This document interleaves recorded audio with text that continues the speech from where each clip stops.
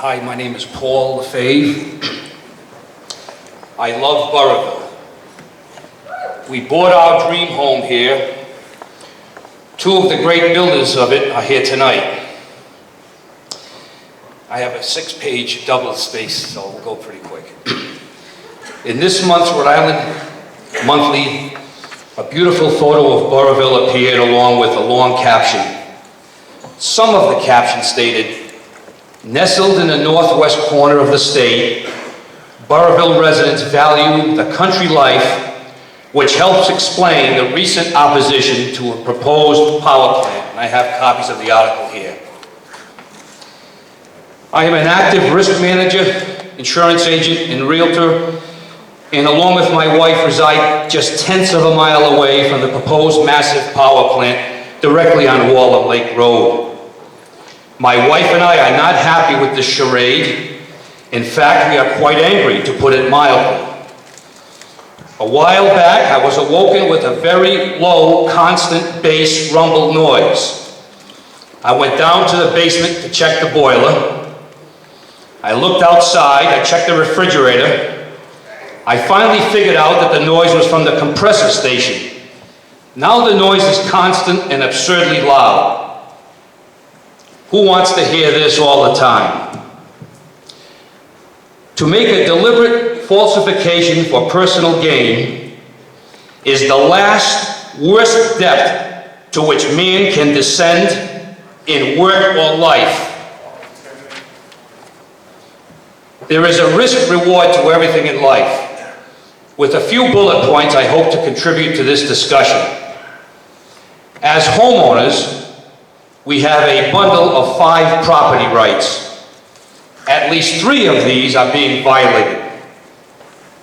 The 5 rights are right of possession, right of control of the property, right of quiet and peaceful enjoyment, right of exclusion to keep others from entering or occupying the property in many ways, noise, pollution, light, right of disposition to be able to sell or otherwise convey the property. As for unions, I was a union member. I have 2 very close relatives that are current union members. I don't believe this is a union issue.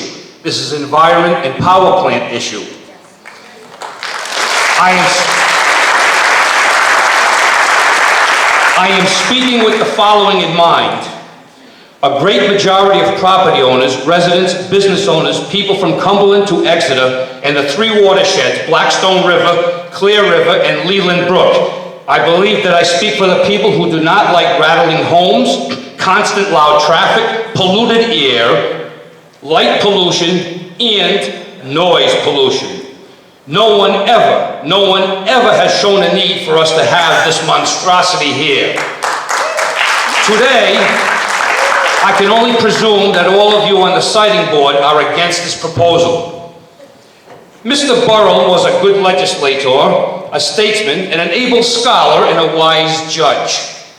I bet United States Senator James Burrill, for whom our town is named, is rolling over in his grave at even the thought of this massive power plant. Perhaps our governor is a one-termer, but if she pushes the power plant, she will never get to run for the office that Senator Burrill held. Burrillville emphatically does not choose to prostitute itself for worthless and very costly trinkets. We either have our lifestyle or worthless and costly trinkets. We do not appreciate this colossal waste of our time, energy, money, and emotions. Invenergy, please take these silly tactics of purposely late invitation notifications to already occurred meetings to some other place. That was deliberate and awful.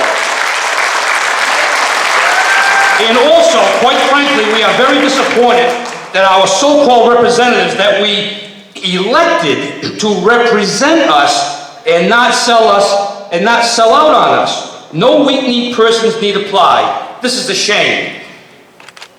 We need to elect, we need those elected and appointed to represent us. The other evening at the Jesse Smith Library, 2 of our General Assembly members again stated that they need all the facts on this power plant before they're able to take a current stance or make a decision.